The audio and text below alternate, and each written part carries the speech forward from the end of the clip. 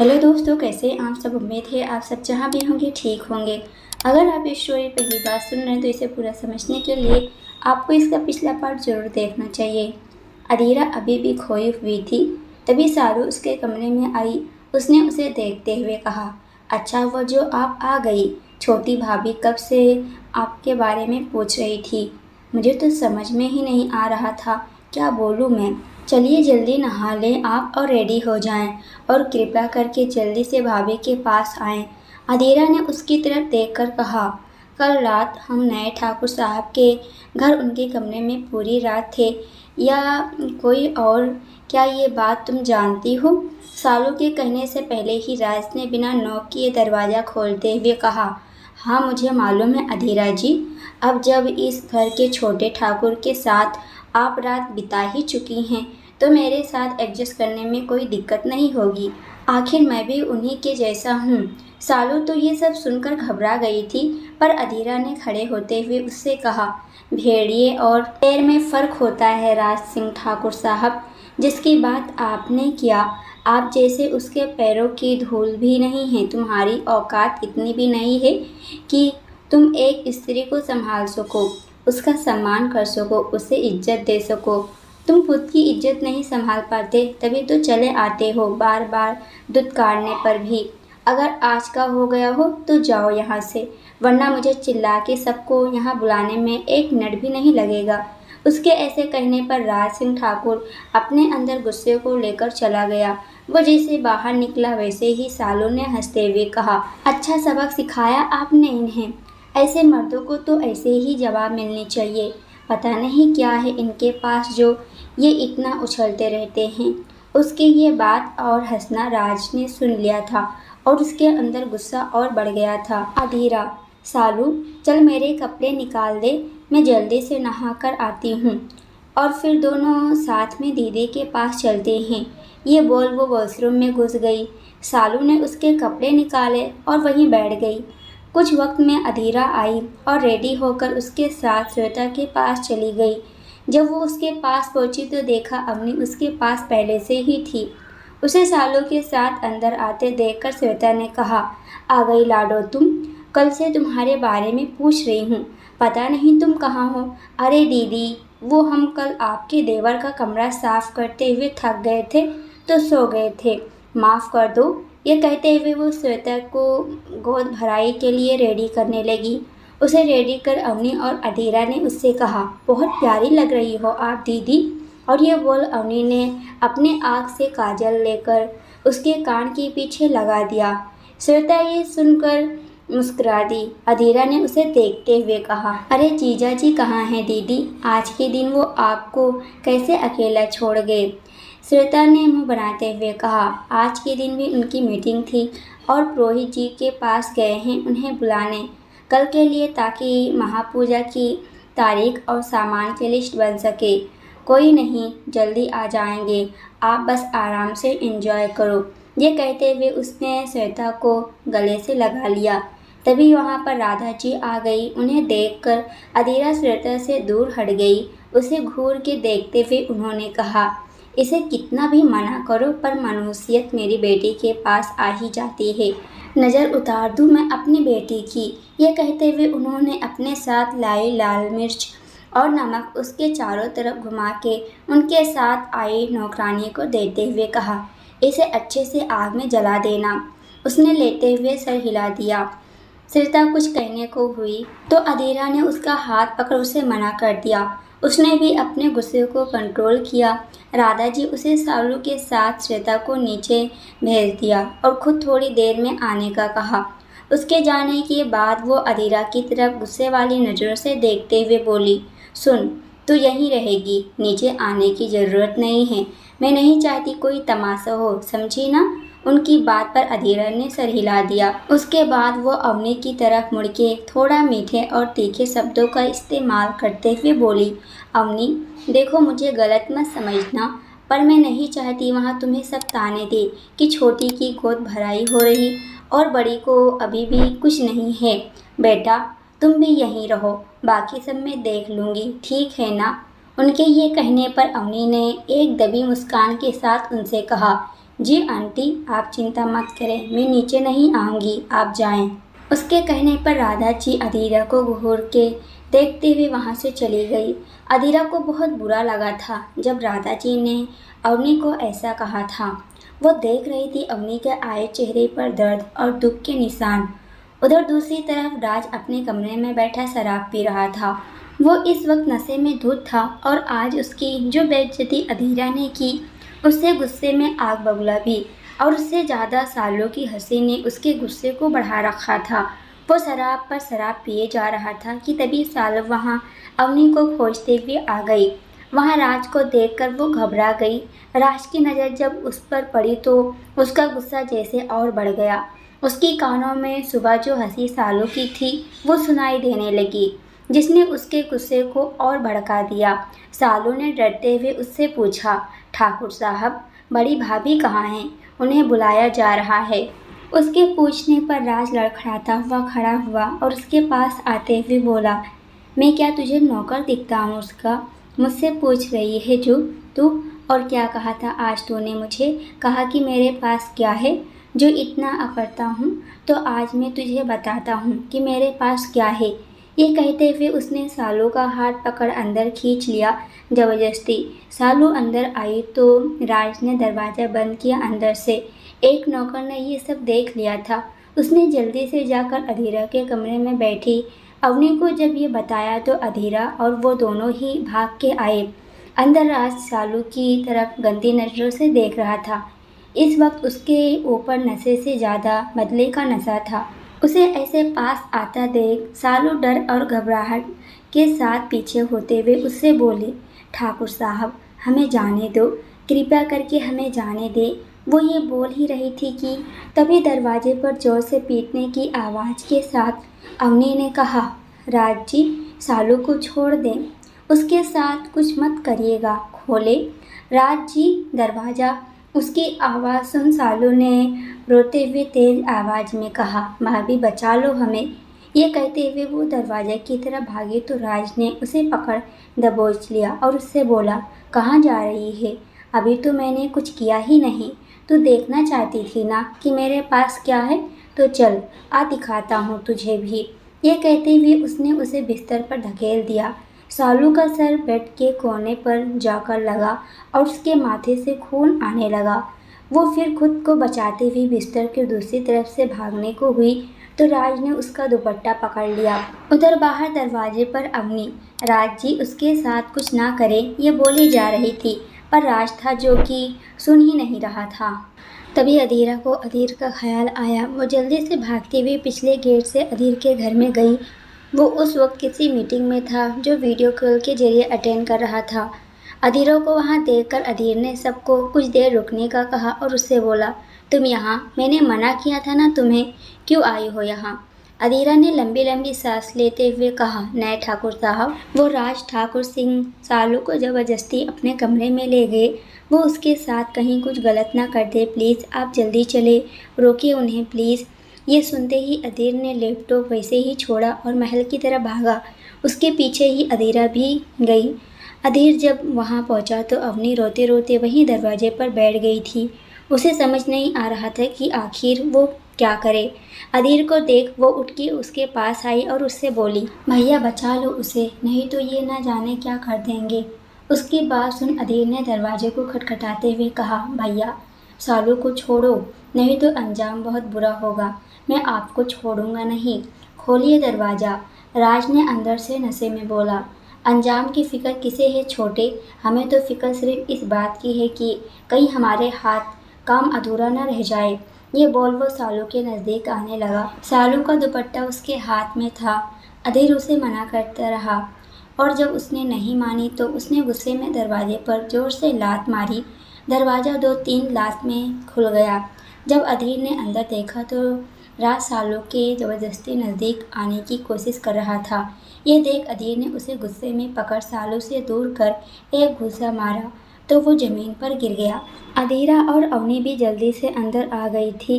अधीरा ने बिस्तर पर रखी चादर से सालू के शरीर को ढका और उसे अपने सीने से लगा लिया।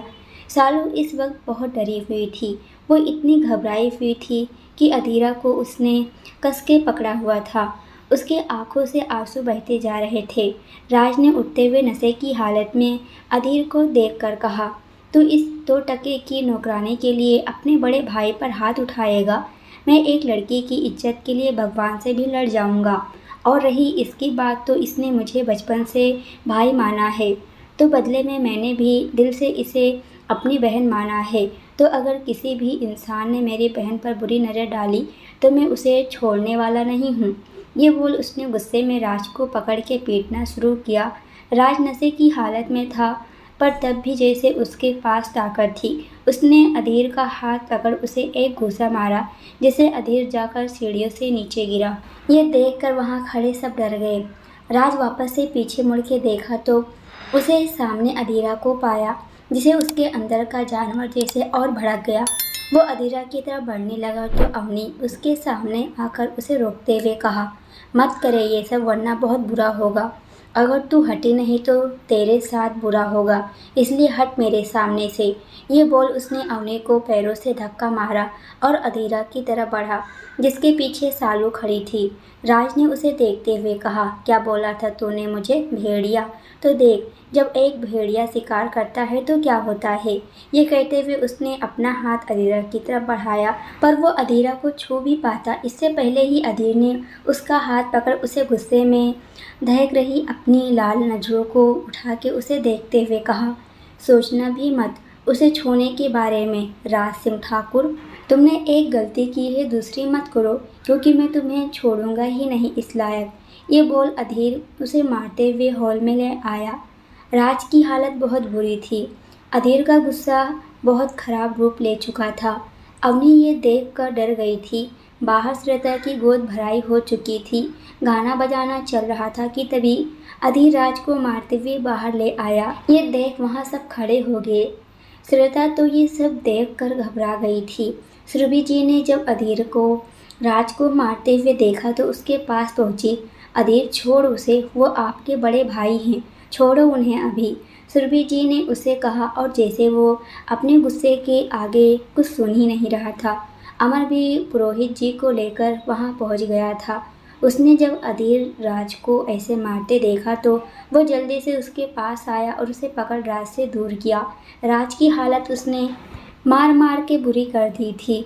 अधीर ने खुद को अमर से छुड़ाते हुए कहा, छोड़ो भैया मुझे, इन्होंने आज सारी हदें पार कर दी है, मैं इन्हें छोड़ने वाला नहीं। क्या हो रहा है इस महल में? तभी एक भारी भरकम आवाज़ से सबका ध्यान उस तरफ गया। जब सबने देखा तो वहाँ बड़े ठाकुर सिंह खड़े थे। उन्हें देख अधीर का गुस्सा शांत नहीं हुआ, पर उसने खुद को रोक लिया था। अमर को खुद से दूर धकेल वो वहाँ से चला गया। बड़े ठाकुर साहब ने राज को अंदर जाने को कहा और बाकी मेहमानों को खाना खिला विदा करने को कह दिया। अमर ने पुरोहित जी को उनके कमरे में चलने को कहा। अवनी भी अंदर चली गई।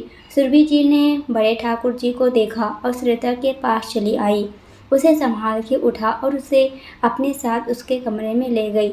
बड़े ठाकुर यानी नारायण ठाकुर सिंह और उनसे जो छोटे ठाकुर, उनका नाम विक्रांत ठाकुर सिंह है। उनके 2 बेटे राज और अमर हैं। नारायण ठाकुर जी भी सब कुछ देखकर एक बार अंदर महल में चले आए। तभी उनके पीछे एक औरत गाड़ी से उतर के अंदर की तरफ बढ़ी।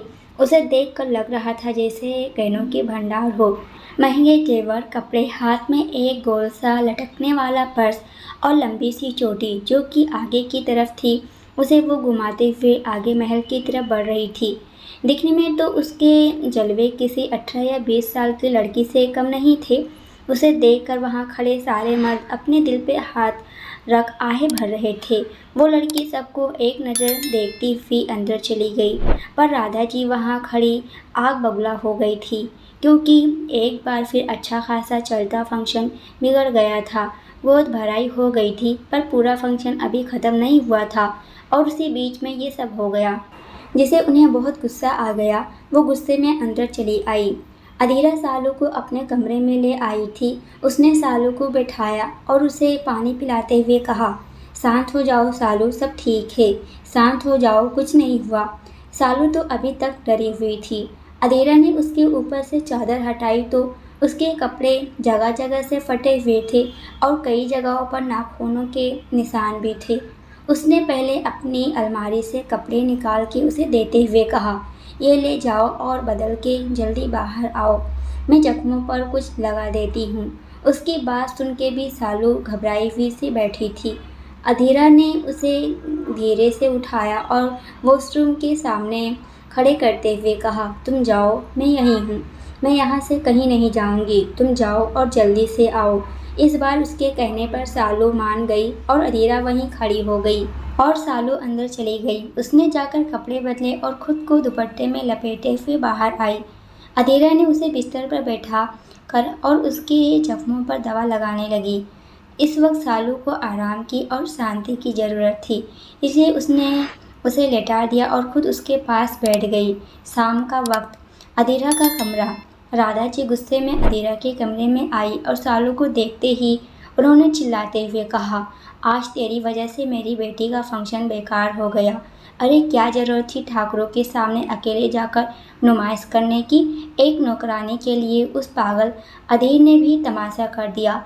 आखिर नौकरानी ही तो थी, कौन से किसी घराने की राजकुमारी थी जो इसके लिए इतना तमाशा कर दिया। यहाँ ये नहीं था तो ही ठीक था।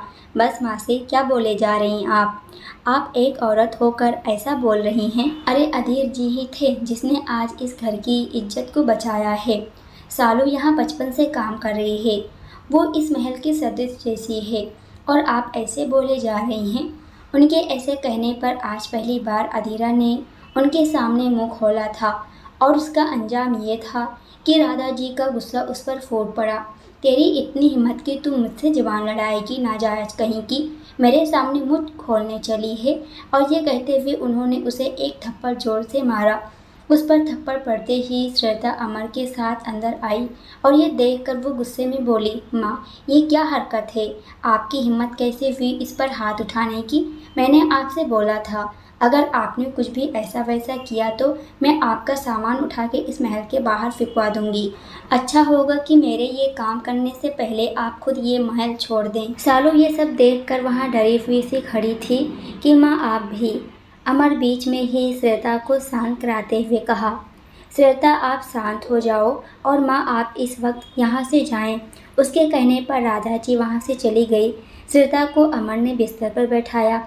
श्वेता ने अधीरा और सालू को अपने पास बुलाया। दोनों उसके पास आई और उसके पास बैठ गई।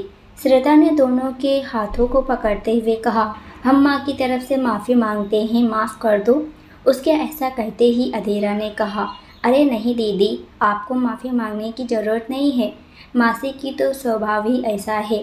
तभी उसकी बात बीच में काटते हुए सालू ने कहा, और नहीं तो का छोटी भाभी, वो जब तक दो चार खरी खोटी किसी को सुना ना दे तब तक कहाँ उनका दिन बीतता है। आप माफ़ी मत मांगो। आज इस घर में जो भी तुम्हारे साथ हुआ वो बहुत गलत था। मैं तो सोच के डर जाती हूँ, पर देवर जी ने इससे पहले ही कोई अभी अनर्थ हो ना वो तुम्हें बचा लिए। सालू तुम ठीक हो ना? श्वेता के ऐसे पूछने पर अमर ने कहा, अरे ऐसे मत बोलो यार, नहीं तो ये अभी नाक सिकोड़ते हुए रोने लग जाएगी। वैसे अभी का पता नहीं आपको श्वेता, जब सालू छोटी थी तो रोते वक्त उसकी नाक बहती रहती थी। और पता है श्वेता तुम्हें, इतना बहता था कि मुंह तक भी आ जाता था। यह सुनते ही सालू ने मुंह बनाते हुए कहा, कितना झूठ बोलते हैं आप भैया, मेरी नाक कभी नहीं बहती थी। भाभी, भैया ना बहुत ही झूठ बोल रहे हैं। उसकी बात सुनकर सब हंसने लगे। माहौल कुछ थोड़ा बहुत नॉर्मल हो गया था। सालू भी थोड़ा ठीक थी, पर वो अभी भी बाहर नहीं जा रही थी। अधीरा उसे अपने कमरे में ही रुकने को कहा था। रात का वक्त, छत पर अधीरा आंखें बंद किए हुए ऊपर बने पुल की मुंडेर पर लेटी हुई थी। पुल के पानी में कमल के फूल थे और कुछ देर पानी में जल रहे थे, जिसकी रोशनी में अधीरा का चेहरा दमक रहा था।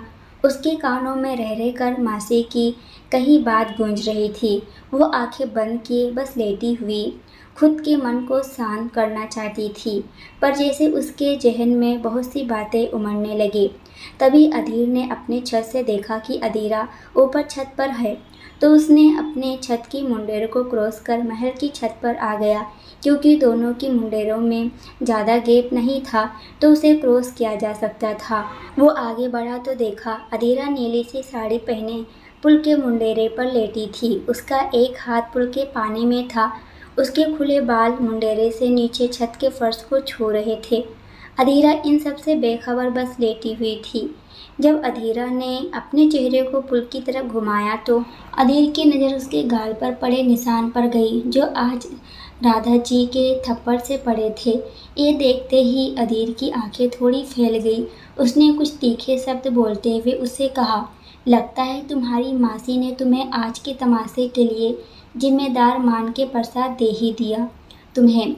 अधीर की आवाज़ सुनकर वो चौंक कर उठी तो जो उसका हाथ पानी में था उससे कुछ बूंदें अधीर के चेहरे पर गिर गई। उसके हाथों से जब अधीर के चेहरे पर पानी गिरा तो उसने आंखें बंद कर ली। ये देखकर अधीरा ने उठते हुए उससे कहा, सॉरी वो मैं देख नहीं पाई आपको, सॉरी। दोस्तों आज के लिए इतना ही। इसके आगे क्या होगा ये हम देखेंगे अगले वीडियो में। जब तक ये देखिए वीडियो पसंद आए तो वीडियो को लाइक और कमेंट ज़रूर करना।